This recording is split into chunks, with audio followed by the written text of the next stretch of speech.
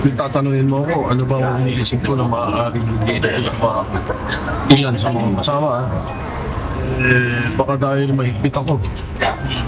Mahigpit ako sa insertion sa budget. Solid at kontento ang mga miyembro ng Senate Majority Bloc. Ito ang nakarating kay Senate President Vicente Sotto III sa gitna ng mga kumakalat na ulat na muling pagtatangkang pagbabago sa liderato ng Senado. Paliwanag ni Senador Sotto, mayroong chat group ang majority senators at madalas silang nag-uusap tungkol sa mga issue sa Senado. Kaya wala anyang dahilan para magsagawa siya ng loyalty check sa mga kasapi ng kanilang grupo. I didn't think it was necessary sapagkat yung sila mismo nagtatanong sa akin din ano ba itong meron pang nakapost na mga litrato, ganyan. Mga litrato kami, hindi mo kami kasama dyan, mga ganun. So, di na namin. So, ingay lang.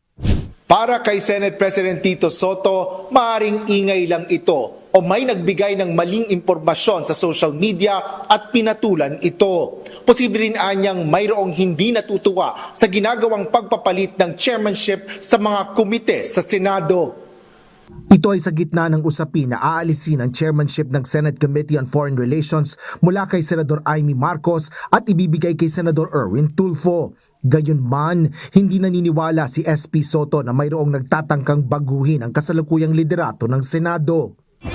Sa tingin nyo ngayon? I doubt it, but sanay ako dito I serve at the pleasure of my colleagues.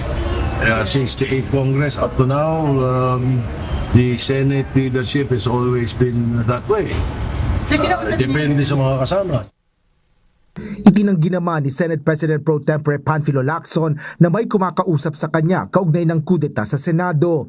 Anya, isa lang itong rumor o bali-balita. Sabi ko nga, like the Belon, it's a continuing crime. It's not immemorial. Ganyan naman talaga dito. Merong numero, 13 and more.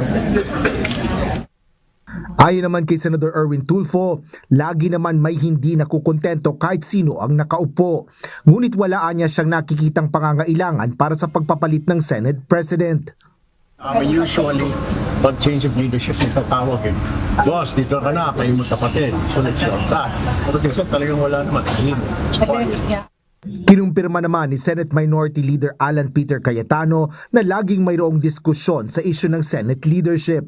Hindi rin naman anya lingid sa kaalaman ng lahat na may pagnanais din silang maging mayorya.